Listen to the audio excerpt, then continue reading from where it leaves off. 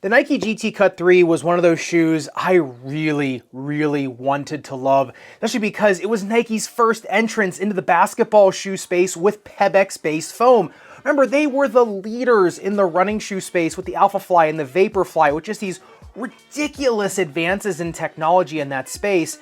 And then bringing that into the basketball space, to compete with some other companies that have been using those foams, I was really excited to see what they would come up with. The problem is this shoe is hobbled by so many different little issues in it that really kind of limit it from reaching its full potential as a basketball product. So in this video, I want to show you what specific fixes I would make in this shoe and kind of show you those fixes and see if we can't bring this shoe up to the level that I really would hope that this line could get to with this base foam and kind of this silhouette. Let's get into it. Now, much like another really hyped shoe in the basketball space this year, the Adidas AE1, the GT Cut 3 has a pretty big weight problem, except it's the opposite of the AE1. The GT Cut 3 only comes in at 12.95 ounces or 367 grams for a men's size 11. Nobody is complaining that this shoe is too heavy. I honestly thought it was really nice to see Nike get the weight down on this shoe. It's just that with that weight reduction and all the trappings on the inside of the shoe, like all the actual stabilizers of this shoe, this thing is incredibly unstable laterally, right? Because you've got that lack of weight, that lack of bulk in the shoe. Whereas some shoes, with the materials they use, the shoe stays incredibly stable, whereas it seemed like Nike took out all the parts of the shoe that would keep it stable to get it lighter. So, I mean, if you look here on the inside of the shoe, I'll just show you, switch markers here. The GT Cut 3 does not have a shank. I mean, there's this plastic piece on the bottom. Honestly, it's window dressing to me. There's no stability whatsoever to it. It doesn't give any springboard effect, doesn't give any stability side to side to torsion or shear forces. I mean, honestly, there's nothing bracing this ZoomX foam. The next thing is this ZoomX foam right there. The only thing that's containing that is Phylon foam. It's just another foam. There's no cage around here, nothing to contain that ZoomX.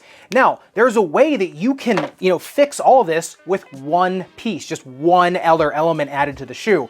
Now, number one, Nike has actually already done this with the Nike Vapor 11. Now, this is a huge truss on the lateral side of the shoe, and it is pretty darn heavy. I mean, this thing, the Vapor 11 is a super heavy shoe, so although the concept of this would be great on the GT Cut 3, honestly, I think it would take away some of the best parts of the GT Cut 3, which is its weight, so that's not, gonna work. But I did find what I think is an even better solution in the Jordan 38. Now, this is the X plate that I got off of the Jordan 38. It took me about an hour and a half to do. The boiling water trick does not do as well trying to get this off because it's sandwiched between the foam and the outsole treads. This was quite the slog. Now, number one, this thing acts as the Jordan 38's shank on the bottom of the shoe. Interestingly enough, this thing is broken in the middle, right?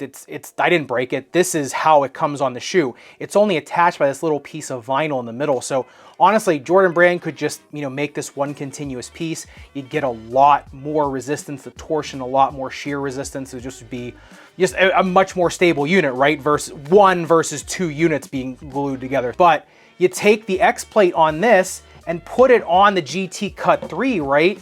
This thing, number one, would have a container for the ZoomX, right? So the ZoomX would actually be carried by something that would give it a little bit more longevity, right? It would have a wall to bounce off of, right? So it would increase, the performance of the ZoomX foam. Number two, it would increase the longevity of the ZoomX foam, right? Because it's not just wanting to bulge out the sides of it, right?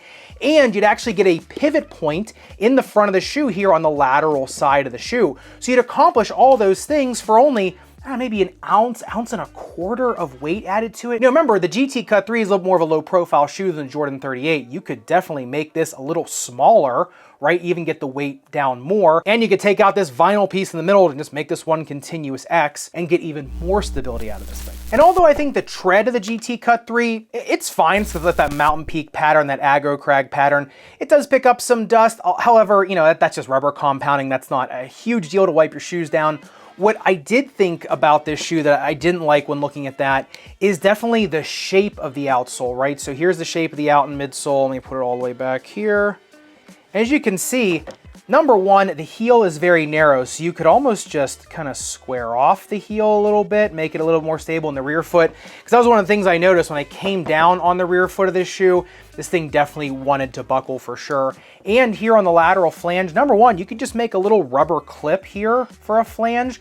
Or once again, you could just do a little bit of a sharper flange right there, not adding a lot of weight, just enough to give it some pivoting power. You know, combined with this thing here, combined with the X plate, I really think you'd be in business. This shoe would have just as much pop, if not more, because the Zoom X is being contained by this and all that stability. Because, you know, honestly, the uppers of these, the bunting and padding on the inside of the GT Cut 3, especially in the tongue and here in the rear foot, I really like that. I thought the lockdown was good. I thought it was comfortable. Really, the uppers, I didn't have much to complain about.